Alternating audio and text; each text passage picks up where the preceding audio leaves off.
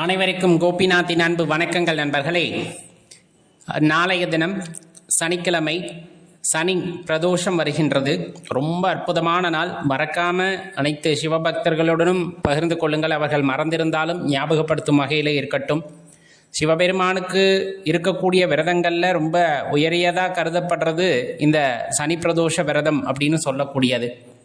இந்த நாளில் விரதம் இருந்து ஐயனை நோக்கி நம்ம வழிபாடு செய்கிறோம். அப்படிங்கும்போது கண்டிப்பாக அந்த சனி கிரகத்தால் ஏற்படக்கூடிய தாக்குதல்களிலிருந்து நம்ம பாதுகாத்துக்க முடியும் ஐயனோட அருளால் அப்படிங்கிறத நம்ம தெளிவாக தெரிஞ்சுக்கணும்.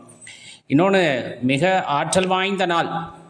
இந்த நாளில் நம்ம விரதம் இருந்து, ரொம்ப முக்கியமாக உபவாசமாக இருக்கணும். உடல்நிலை சரியில்லைன்னா நீங்கள் பால் பழ ஆகாரங்களை எடுத்துக்கொள்ளலாம், மிதமான உணவை எடுத்துக்கொள்ளலாம்.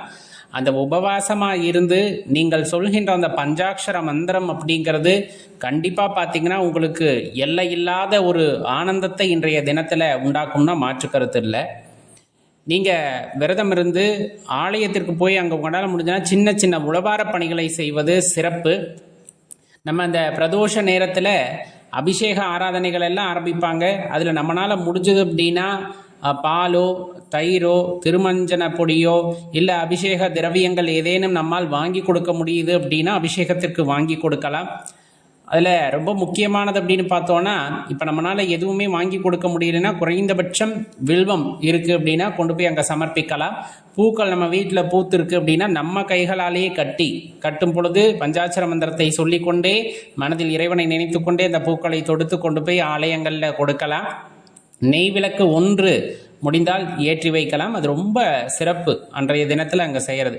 அபிஷேக ஆராதனைகள் எல்லாம் முடிந்த பிறகு நம்ம அங்கே அமைதியாக அமர்ந்து தியானிக்க வேண்டும். ஒரு 5 நிமிடம் தியானம். அது ரொம்ப சிறப்பாக இருக்குங்க. உண்மையாலுமே அந்த நாளில் உணரக்கூடிய ஆற்றல் அப்படிங்கிறது அபரிவிதமானதாக இருக்கும். ஏன்னா அங்கே கூட்டு பிரார்த்தனை நடக்கும்.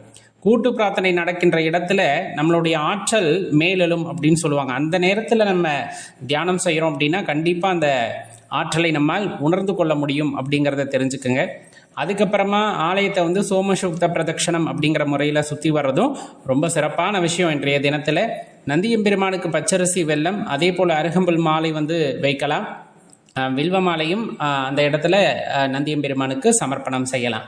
நந்தியம்பெருமானையும் இறைவனையும் ஒரு சேர நம் தரிசிக்கும் பொழுது கண்டிப்பாக இந்த சனி பிரதோஷத்தினுடைய முழுமையான பலனும் நமக்கு கிடைக்கும் அப்படிங்கிறத மறந்துட வேண்டாம் நண்பர்களே. நாளைய தினத்தை தவற விடாதீர்கள். மறக்காமல் உங்கள் நண்பர்களுக்கும் சிவபக்தர்களுக்கும் பகிர்ந்து கொள்ளுங்கள். அவர்களும் பலனடையட்டும். நன்றி, வணக்கம்.